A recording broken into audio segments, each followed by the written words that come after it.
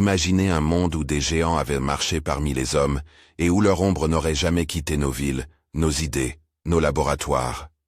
Et si les géants de la Bible n'avaient jamais disparu? Que feriez-vous face à une présence qui n'est plus seulement physique, mais culturelle, spirituelle, technologique? C'est cette hypothèse que je vous propose de suivre. Pas une énigme de science-fiction, mais une question posée au cœur même de notre histoire commune. Une interrogation qui traverse les siècles depuis le jardin d'Éden jusqu'à nos écrans lumineux. Fermez les yeux un instant. Imaginez le jardin, pas seulement comme un lieu de verdure, mais comme une demeure sanctifiée.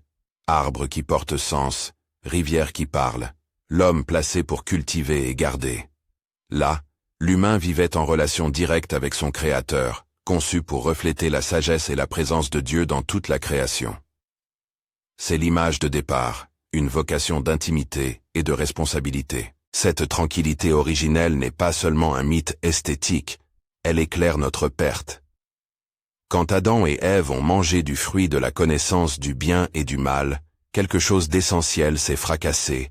L'ordre voulu par Dieu, la crainte sainte qui préserve l'usage du savoir, fut rompue. La porte du sanctuaire a commencé à se refermer. Une fois cette porte entr'ouverte, une dynamique nouvelle s'est mise en place. Le péché ne resta pas dans un coin discret. Il se répandit, se complexifia, trouva des complicités inattendues. Bientôt, la Genèse nous montre des lignées qui se séparent. D'un côté, ceux qui cherchent à rester fidèles à la promesse de Dieu. De l'autre, ceux qui embrassent la puissance, la violence, l'idolâtrie. C'est dans ce contexte que surgit une des pages les plus déroutantes de la Bible. Il vit les fils de Dieu que les filles des hommes étaient belles. Ils prirent pour femmes celles qu'ils choisirent. Genèse 6, interprétation classique. Quelque chose d'inhabituel s'était produit. Quelque chose qui mêlait ciel et chair, autorité angélique et désir humain. Une transgression de frontières créée pour protéger la vie.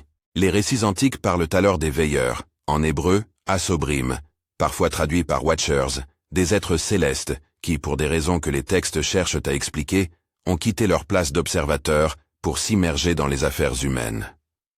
Selon certaines traditions anciennes, comme le livre d'Enoch, ils descendirent et conclurent un pacte sur un sommet de montagne pour partager des secrets interdits.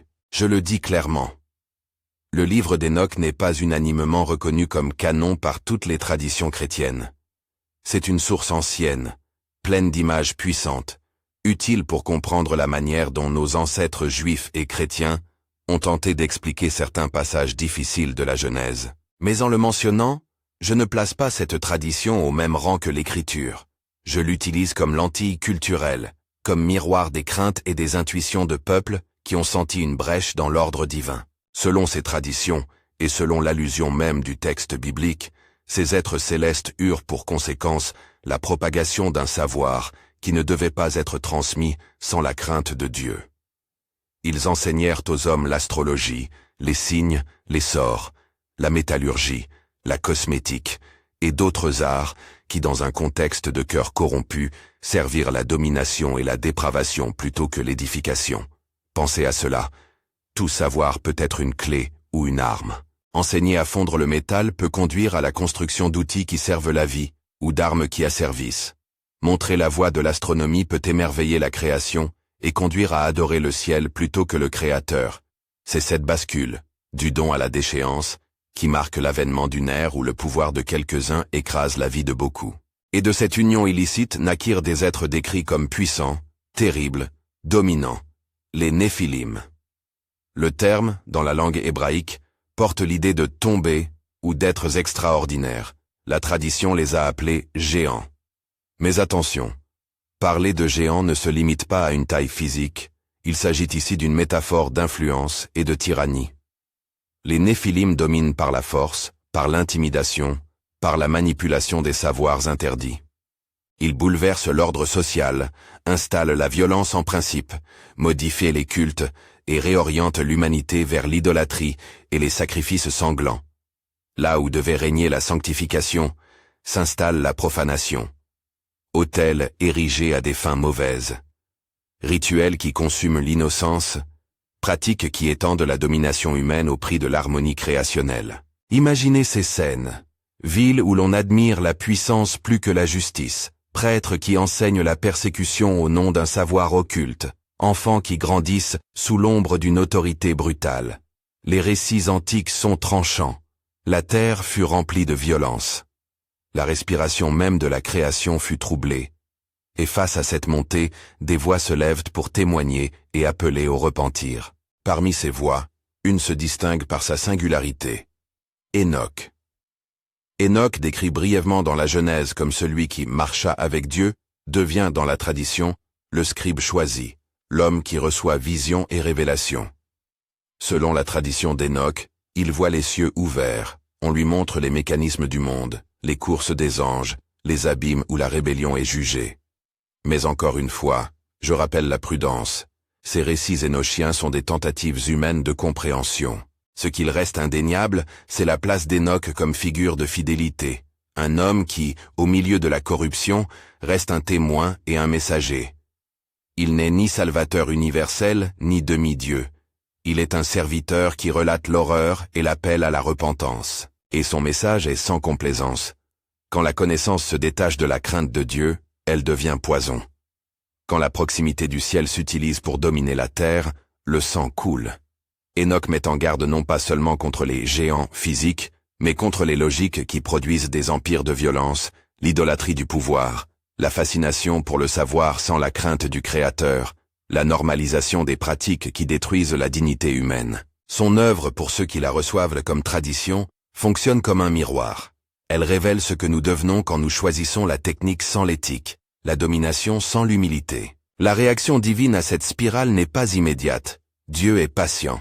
La patience divine est un thème lourd dans ces textes. Le Très-Haut observe, tristement. Mais la patience n'est pas l'indifférence. Elle est une invitation à la conversion. Pourtant, quand toutes les portes de repentir se ferment, quand la corruption a envahi chaque recoin, le jugement intervient.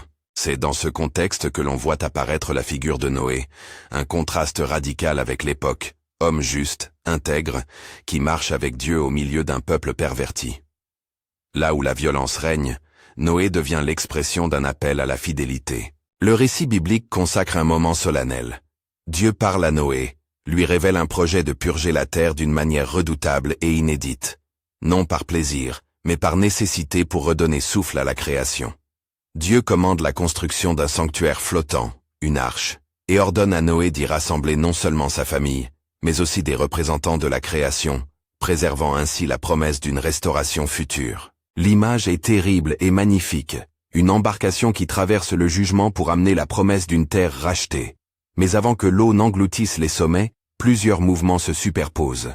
Les voix de ceux qui ont reconnu la faillite sont rares, la fidélité se mesure au coût.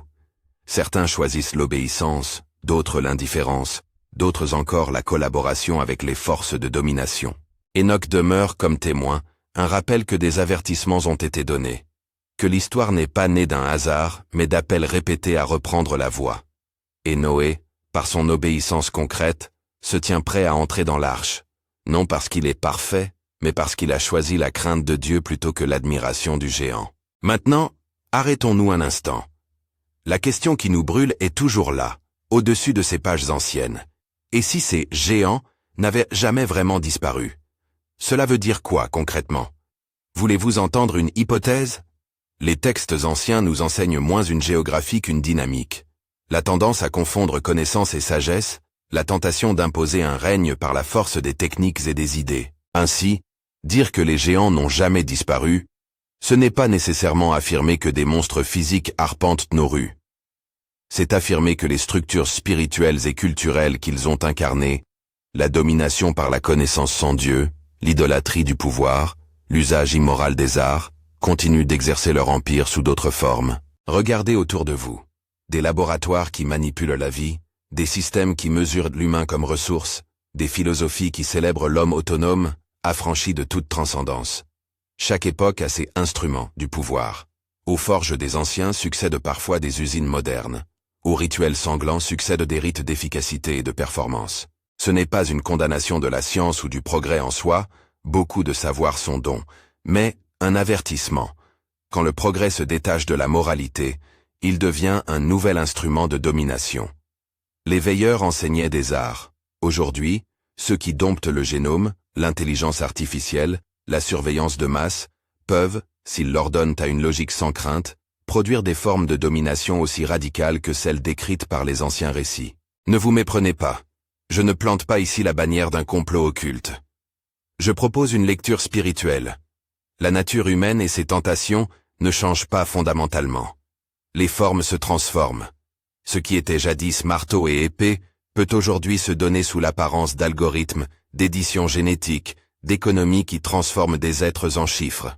La question éthique devient donc, qui tient la boussole morale? Qui commande les instruments? Si la réponse est « nous », désengagés du Créateur, alors le risque est réel que la logique néphilique, la logique de domination et d'hybride, reprenne forme, non plus dans des corps colossaux, mais dans des systèmes qui écrasent la dignité humaine. Avant d'aller plus loin, laissez-moi être clair et pratique. Si ce sujet vous interpelle, likez et abonnez-vous pour d'autres révélations bibliques. Ce n'est pas juste un appel numérique. C'est une invitation à creuser ensemble, à regarder l'histoire avec sérieux, à se défendre spirituellement contre les séductions de la puissance sans limite. Revenons à l'histoire. Enoch a dit, Enoch a écrit, et Noé a entendu. Mais entre l'avertissement et l'action, il y a une zone grise. La capacité humaine à rationaliser, à normaliser l'empire du fort. Les Néphilim gouvernaient par l'exercice visible du pouvoir. Leurs héritiers gouvernent parfois par l'invisibilité des systèmes. Pensez à un récit concret. Une cité antique dominée par un chef qui impose ses lois par la force physique. Maintenant transposez la scène à notre époque. Une société structurée par des institutions qui imposent des normes, des valeurs, des modes de vie par des mécanismes technologiques, économiques, informationnels. Le résultat peut être le même, des vies contraintes, des consciences formées à l'intérêt ou à la peur, des dieux substitués aux dieux véritables. C'est pourquoi la figure de Noé est si importante. Elle nous rappelle que la fidélité n'est pas une posture abstraite, mais une œuvre concrète. Construire une arche demande du temps, des matériaux, une foi visible. Dans une époque qui glorifie l'immédiateté, l'obéissance prolongée et discrète peut sembler archaïque, un trait d'isolement.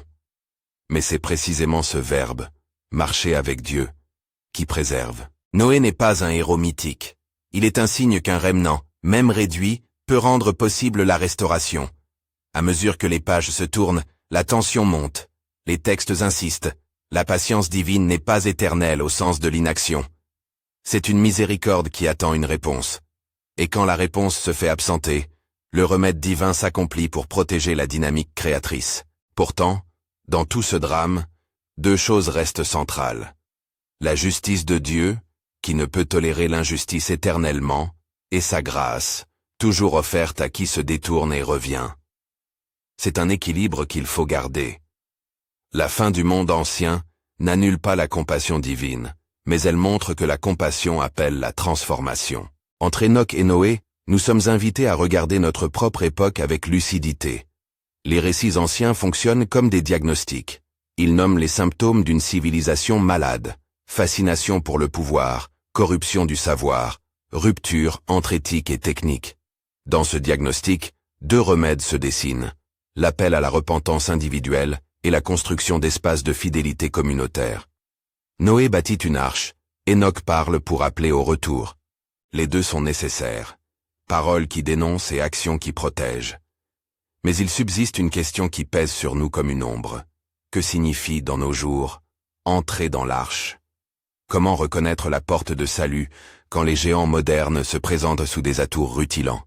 Promesses de progrès, d'immortalité, de puissance. Comment distinguer entre le bien légitime de la science et le piège quand la science se met au service de la domination? Ces interrogations vont plus loin que la curiosité historique. Elles touchent le cœur même de nos choix. Alors, la suite nous attend, et le récit serre les dents. Dans les prochains gestes du récit, Noé recevra ses directives. Les peuples continueront leur dérive, et la décision cosmique se rapprochera. Mais avant de replonger dans l'enchaînement des événements, prenons encore un instant pour entendre la voix d'Enoch, qui clame, non par spectacle, mais par douleur. Repentez-vous. Ce mot, dans sa simplicité, renverse les puissances. Il n'abolit pas la science ni le progrès, il remet tout à sa juste place. sous la loi de l'amour de Dieu. Repentance signifie changer d'orientation, reconnaître que la domination et la manipulation ne sont pas des finalités, mais des dévoiements. Et si la repentance résonne, alors l'arche a un sens renouvelé pour nous. Elle n'est plus seulement un élément du passé, mais une image d'une communauté qui refuse de participer aux logiques destructrices. Elle est un refuge spirituel et moral. Elle est l'expression d'un peuple qui préfère la fidélité à la puissance illusoire. Mais comment construire une telle arche aujourd'hui? Quelles planches, quels matériaux spirituels, quelles alliances seront nécessaires? Qui seront les artisans? Qui prêtera l'outillage de la prière, de l'engagement, de la vérité? Avant de répondre à ces questions, l'histoire nous pousse plus loin dans ces ténèbres. La dépravation monte encore, et les signes de l'imminence du jugement deviennent plus clairs. Des voix qui autrefois murmuraient et se taisent. La majorité choisit la facilité.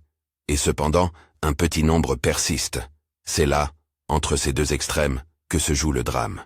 Et c'est là aussi que se révèle la pertinence de notre hypothèse initiale.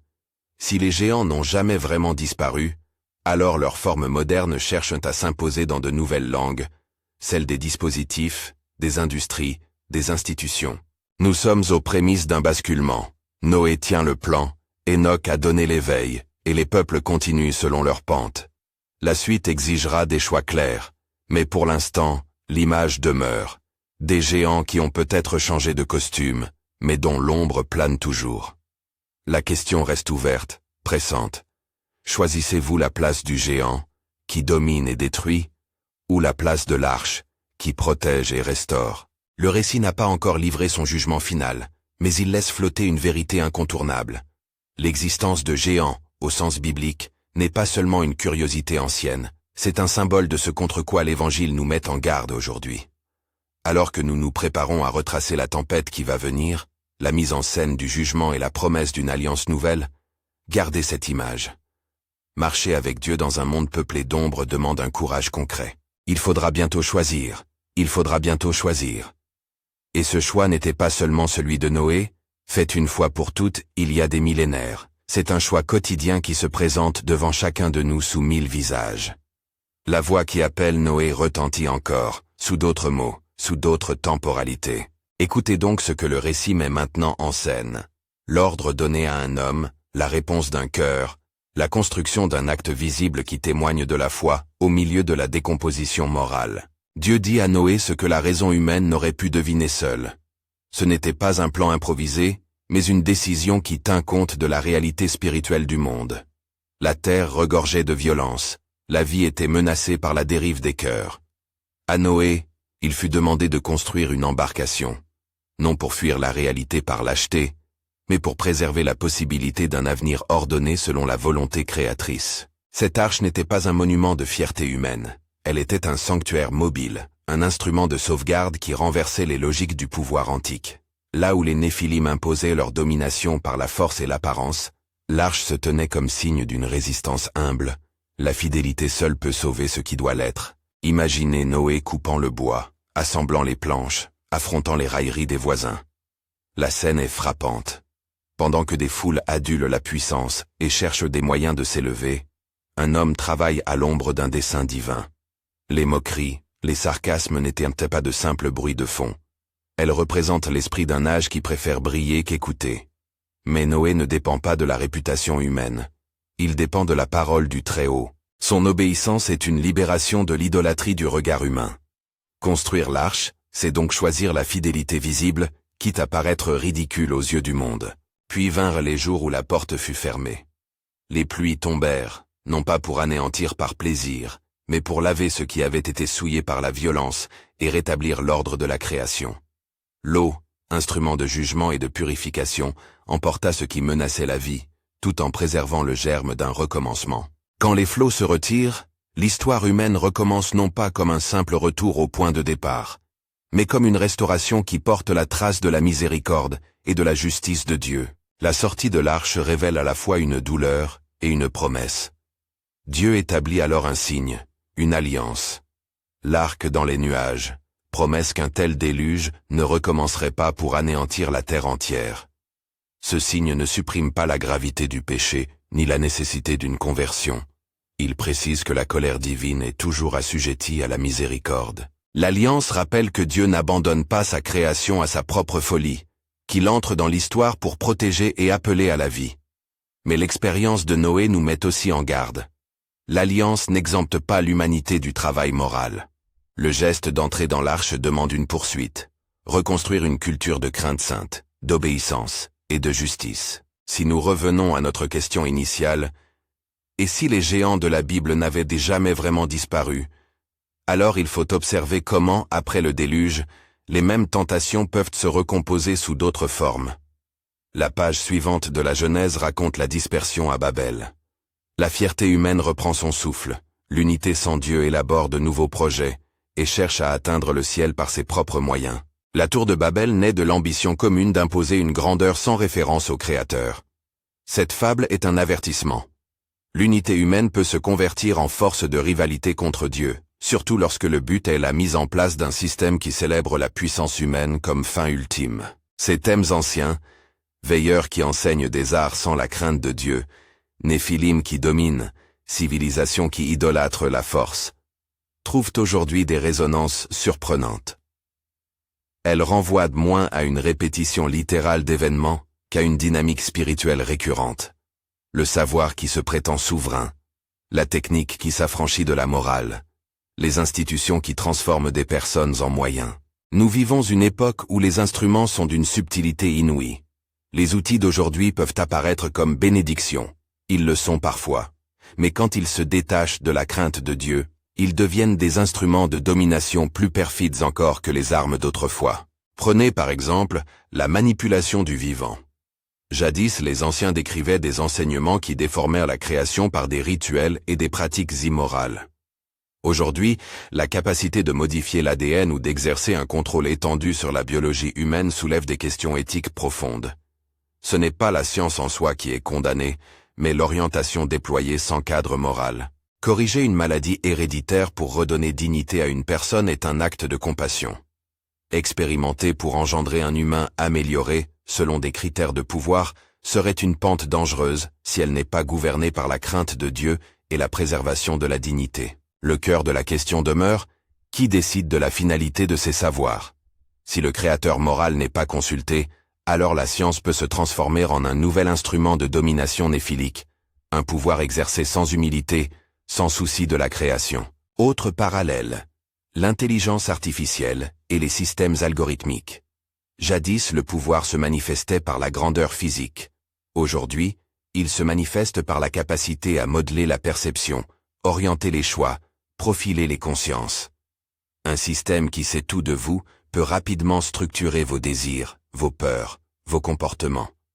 Là encore, ce potentiel n'est pas intrinsèquement mauvais, mais il est redoutable entre de mauvaises mains ou dans une logique utilitariste. La 9e page de nos histoires modernes est l'usine d'opinion, l'écosystème de données, la machine qui promet l'efficacité et la sécurité au prix de la liberté et de la dignité. Quand ces dispositifs sont mis au service d'objectifs qui nient le respect de la personne, nous retrouvons la logique simpliste mais meurtrière des anciens empires, la domination par la connaissance et la technique. Pourtant, il faut éviter une posture complotiste. Nous ne faisons pas ici le procès d'outils ou de chercheurs. Beaucoup travaillent avec un sens profond de responsabilité et d'amour du prochain. Le point crucial est la trajectoire morale. La Bible nous enseigne que la forme change, la tentation demeure. La question n'est pas seulement quelles sont les capacités, mais à quelle fin sont-elles ordonnées, et selon quelle sagesse. Lorsque la course à l'efficacité s'impose comme valeur cardinale, l'humain devient mesure et objet. Lorsque la quête de singularité s'impose, la solidarité se dissout.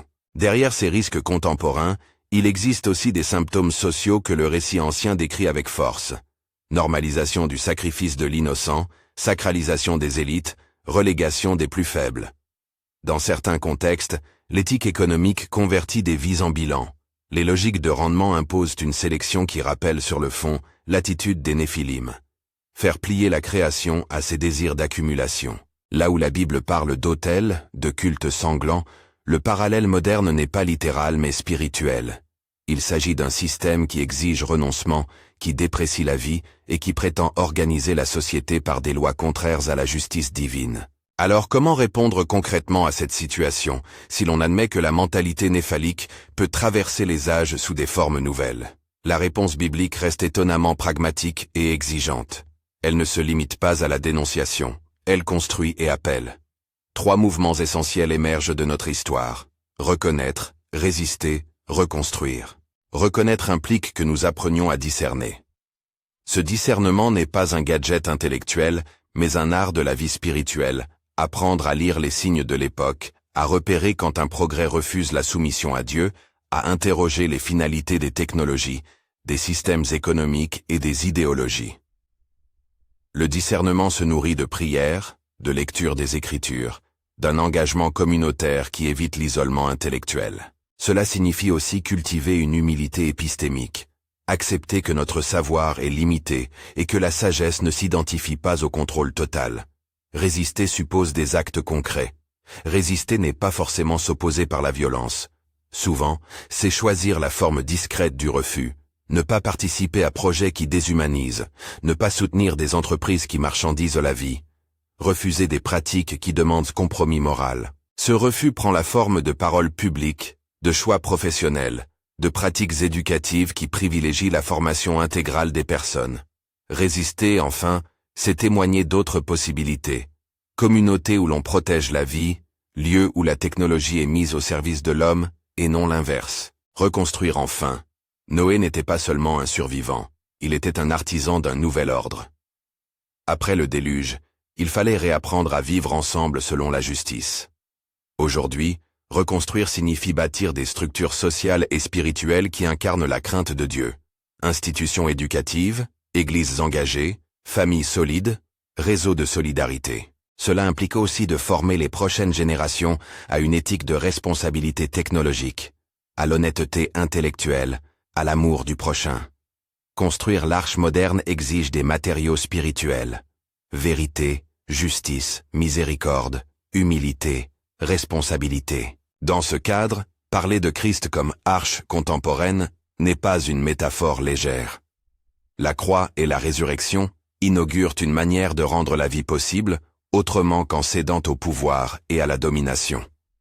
Là où les Néphilim symbolisaient l'écrasement de l'autre, le Christ incarne la voie opposée. Solidarité, sacrifice, élévation de l'autre. L'arche du Nouveau Testament n'est pas une embarcation en bois, mais une personne et une histoire. Jésus-Christ. C'est en lui que se trouve l'accès à la restauration totale, non pas par échappement au monde, mais par transformation du cœur. La foi en Christ ne rend pas aveugle aux défis technologiques. Elle donne des catégories morales pour engager ces défis. Aimer comme critère, serviteur comme posture, sacrifice comme remède à la tentation de dominer. Concrètement, que veut dire entrer dans l'arche aujourd'hui? Cela commence par la foi personnelle, reconnaître que la souveraineté de Dieu dépasse nos projets, et remettre sa vie à celui qui redresse ce qui est brisé. Mais ensuite, cela prend des formes communautaires et culturelles. Se joindre à une église vivante qui pratique la transparence et la justice, participer à des mouvements qui défendent la dignité humaine, soutenir des recherches encadrées par l'éthique, et refuser celles qui transgressent les limites claires de la morale. Plus encore, entrer dans l'arche moderne suppose une discipline de discernement quotidienne. Interroger les motivations derrière nos choix technologiques, économiques ou politiques. Éduquer nos enfants à voir la création comme don et non comme matière première à exploiter. Valoriser des professions et des pratiques qui redonnent priorité aux relations humaines plutôt qu'aux chiffres. Cela demande de résister au culte de l'efficacité, non par refus du progrès, mais par redéfinition de la finalité du progrès. Il y a des gestes très concrets à poser. Premièrement, cultiver la prière et l'étude des Écritures pour garder la boussole morale. Deuxièmement, créer des lieux de responsabilité, conseils d'éthique dans les institutions, comités citoyens qui questionnent l'usage des technologies, espaces communautaires qui protègent les plus fragiles. Troisièmement, former des leaders avec une vision contre-culturelle, dirigeants d'entreprises, ingénieurs, chercheurs convaincus que la valeur humaine ne se calcule pas. Quatrièmement, établir des solidarités concrètes, soutenir les familles, Protégez les enfants face à l'exploitation numérique. Veillez à ce que la santé publique ne soit pas instrumentalisée. Mais il faut aussi parler de la tentation particulière de notre époque, la promesse d'immortalité. Les anciens cultes pouvaient promettre longévité ou gloire. Aujourd'hui, certains discours techniques évoquent la conquête de la mort, la prolongation illimitée de la vie humaine grâce à des moyens technologiques. À cette tentation, la Bible oppose une sagesse humble. La vie est précieuse parce qu'elle a une fin, et c'est justement cette fin qui donne sens au don et à la responsabilité. Chercher l'immortalité hors du cadre de la grâce chrétienne s'avère souvent déshumanisant. Une tentation de jouer à Dieu. La posture chrétienne affirme que la vraie espérance ne consiste pas à échapper à la condition mortelle par la technique, mais à entrer dans une relation avec celui qui a vaincu la mort en ressuscitant, et qui donne sens à notre fin en la dépassant par la promesse d'une vie nouvelle. Il convient aussi d'alerter sur la manière dont les idéologies d'aujourd'hui peuvent récupérer les catégories anciennes des veilleurs. Un savoir séparé de la crainte, une élite qui s'arroge le droit de définir la norme humaine, une rhétorique qui fait de la différence un simple produit à modeler. Face à cela, l'appel biblique demeure, l'humilité, la reconnaissance de limites et la mise en pratique de l'amour. L'Évangile ne propose pas la naïveté, il propose une sagesse de cœur et d'esprit qui oppose au pouvoir la force de la vie donnée. Pourtant, dans tout cet avertissement, la parole reste d'espérance. L'arche existe, et elle n'est pas un refuge de peur, mais un lieu de restauration. Elle appelle à un engagement courageux, celui de ceux qui ne cherchent pas à dominer mais à servir. Les artisans de l'arche moderne ne seront pas nécessairement des célébrités. Souvent, ils seront des voisins, des enseignants, des médecins, des parents qui choisissent la cohérence. Leur puissance n'est pas la domination, mais la persévérance. Leur victoire est celle d'une fidélité qui transforme peu à peu les structures. Nous devons aussi reconnaître la complexité. Certains bienfaits de la science et de la technologie apportent des avancées incontestables pour la santé, la communication et le bien-être.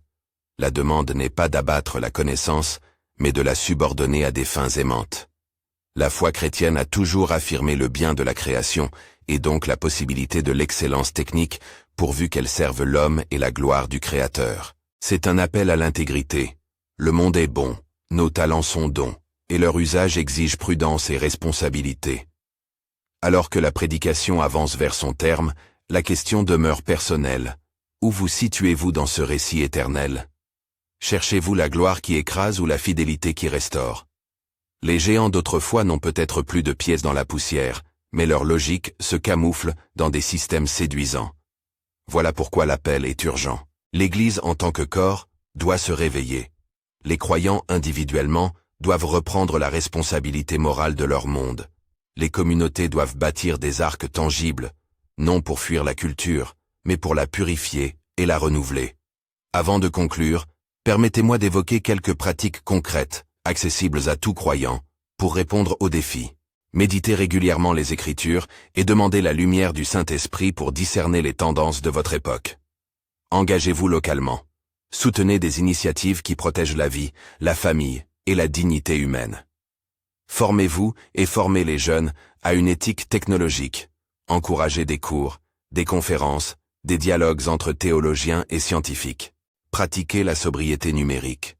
Interrogez l'usage des écrans et des données dans votre foyer. Apprenez à vos enfants la valeur du réel.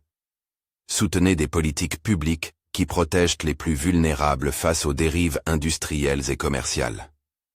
Rejoignez une communauté ecclésiale qui vit la confession, la discipline spirituelle et la solidarité comme moyen de croissance morale. Ce sont des gestes modestes, mais leur accumulation forge une arche collective. En revenant à la figure d'Hénoch, n'oublions pas que la parole prophétique n'est pas un cri isolé mais une convocation. Hénoch a témoigné avant que le déluge ne vienne. Ces paroles ont rappelé aux hommes la possibilité de conversion. Aujourd'hui, nous aussi en tant que peuple de foi, avons la responsabilité de parler, non pour semer la peur, mais pour appeler à la liberté par la repentance. Ce langage prophétique conjugue la ferme dénonciation de l'injustice et la tendre invitation au changement. Et voici la voie finale. La grâce demeure. La justice de Dieu n'est pas une mécanique aveugle, elle cherche la restauration, et la grâce ouvre une porte. Si vous sentez au fond de vous cette invitation, répondez. Cela commence par un geste simple mais décisif. Croire en Jésus-Christ, confesser sa faillite, et se tourner vers celui qui offre la guérison du cœur. Cette décision n'efface pas instantanément la complexité du monde, mais elle change la manière de marcher en son sein. Vous marchez désormais en tenue d'arche, portant la fidélité comme seule vraie protection. Avant de clore, je veux m'adresser en prière, humblement, au Père des miséricordes. Seigneur, nous reconnaissons notre faiblesse, notre tendance à préférer la puissance au service. Pardonne-nous et donne-nous la sagesse. Fortifie ceux qui bâtissent des arcs aujourd'hui, famille, église, communauté, et protège-les des tentations de dominer. Accorde à nos cœurs la crainte sainte nécessaire pour orienter les savoirs et les technologies vers la vie. Que ta grâce nous conduise, et que ta justice purifie tout ce qui doit l'être. Amen. La route est claire. Choisir la fidélité plutôt que l'idolâtrie du pouvoir, la miséricorde plutôt que la domination, la croix plutôt que l'arrogance. Les géants ne sont pas seulement des corps d'autrefois, ils se manifestent comme esprits de domination, d'exploitation et d'orgueil, mais l'Évangile nous donne un espoir. Il appelle des artisans d'arches, des communautés de réparation, des témoins de la vraie grandeur qui consiste à aimer et à servir. Si cette réflexion vous a touché, partagez cette vidéo avec quelqu'un qui a besoin d'entendre cet appel. Poussez la réflexion plus loin ensemble. Ne laissez pas ces mots demeurer une simple curiosité intellectuelle. Entrez dans une dynamique de conversion, de construction et de protection. Que Dieu vous garde et vous donne force pour que, dans ce temps plein d'ombre, vous soyez lumière, et que l'arche recommence à se construire dans nos vies, nos familles et nos cités. Et souvenez-vous, l'histoire n'est pas finie. Le jugement et la miséricorde marchent côte à côte, et la réponse humaine façonnera dans chaque génération la trajectoire du monde. Choisissez aujourd'hui la fidélité qui restaure.